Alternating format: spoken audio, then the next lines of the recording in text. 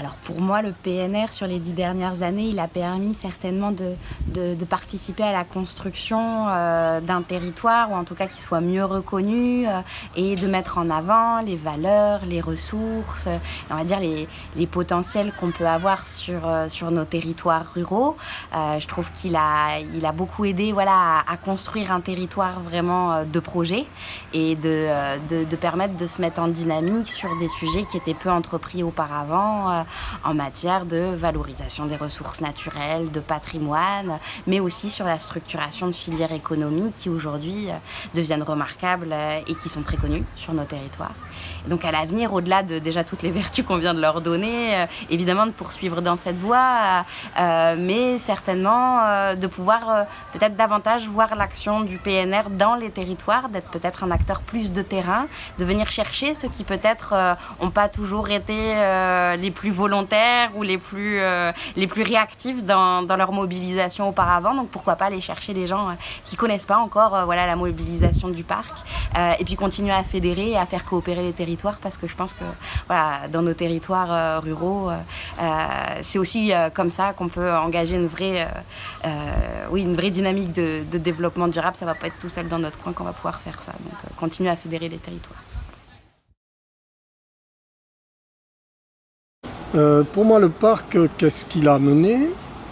Alors, il a amené en matière de biodiversité, bien sûr, nous avons notre, je pense, événement emblématique, c'est quand même la réintroduction du bouquetin qui a été lancé chez nous par Michel Sébastien, bien avant d'ailleurs que le parc existe, déjà on en parlait. Il y a bien sûr d'autres actions qui ont été menées, comme la pierre sèche aussi, donc là, c'est un petit peu différent.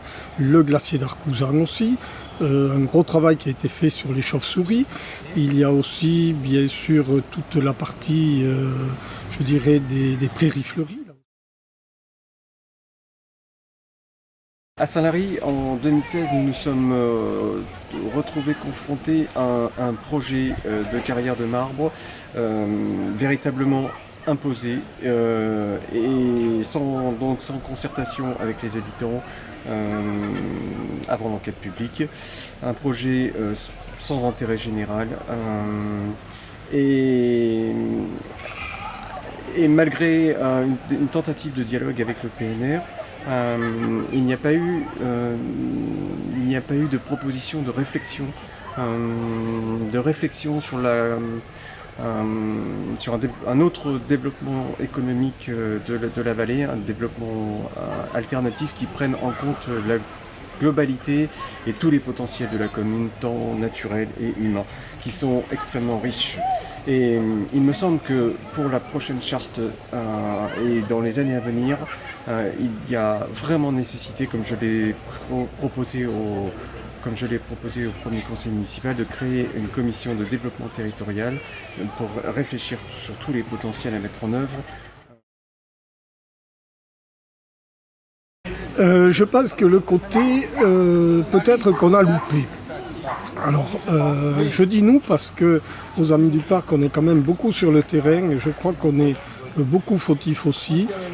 C'est qu'il manque une identité forte à ce parc et qu'on n'a peut-être pas assez interrogé les gens d'abord sur leurs attentes. Quand je dis les gens, c'est les gens qui habitent dans le parc et c'est également les utilisateurs du parc, donc des gens qui vont venir d'autres départements d'Occitanie, qui vont venir d'ailleurs, soit de France, soit de l'étranger. Et je crois que là, on n'a pas peut-être assez joué notre rôle d'ambassadeur du parc. Donc c'est le parc lui-même, c'est les amis du parc. Et je crois que ça, dans les 10 ans qui vont venir, c'est là où il va falloir beaucoup travailler. Bien sûr, tout ce qui est biodiversité, tout ce qui est patrimoine, etc., développement local. Mais surtout, ce qui va être important, je crois, c'est de faire savoir ce qu'on fait. Je crois que ce qu'on fait, c'est extraordinaire. On a des chargés de mission qui travaillent extrêmement bien. Et il faut vraiment pas que les élus, mais les élus bien sûr, mais surtout que tous les gens qui utilisent le parc, qui vivent dans le parc, sachent que le parc existe, sachent ce qu'il fait, ce qu'il va faire. Et c'est là où vraiment, je crois, est notre gros travail pour la décennie à venir. Et je dirais le début de la décennie, parce que si on ne le fait pas avant, ça risque en effet de coincer. La vision que j'ai moi avec le PNR, c'est une vision de collaboration avec les entreprises du territoire. Moi, directrice de l'abattoir du Couserans, je suis amenée et je suis renseignée avec le PNR dans différents groupes pour évoluer et pour trouver des agents, des facteurs qui nous permettent, nous, d'évoluer et de rentrer dans une démarche RSE qu'on cherche à valoriser. Continuer cette collaboration qui est importante pour notre structure. Du passé, j'ai pas grand chose à dire. Par contre, sur l'avenir, j'aimerais beaucoup que le PNR nous aide à concrétiser des projets de rénovation de vieilles pierres, de murets, de vieilles fontaines, chemins de randonnée et aussi pourquoi pas créer des jardins communs, des poulaillers communs et plein de choses. Donc j'ai suivi les travaux du PNR depuis sa création. C'est une commune aussi historique, l'entrée nord du parc.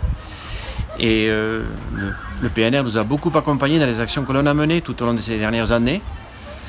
Sur la filière bois, la construction d'un bistrot-restaurant local, communal, mais aussi sur l'accompagnement au niveau de création de sentiers d'interprétation, de jardins partagés, de poulaillers citoyens.